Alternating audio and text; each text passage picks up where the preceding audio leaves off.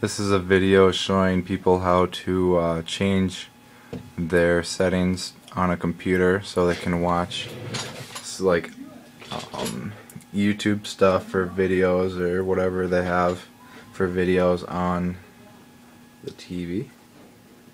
And all you have to do and have for this is an HDMI cable and a computer that has a slot for that, and a TV which has HDMI. All you have to do on the computer is hit Control F4 and you can say duplicate. Oh hey, there I am. Okay.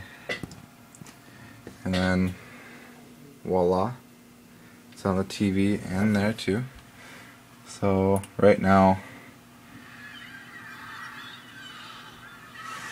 it's playing on the TV, and if you want to play it on the computer, all you have to do is go to Start, Control Panel, Hardware and Sound,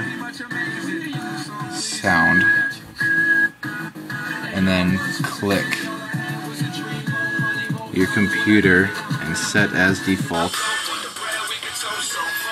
Then that would make your computer play if you have headphones in and stuff. Or if you want it back to the TV, you go back to the TV and you set it as the default.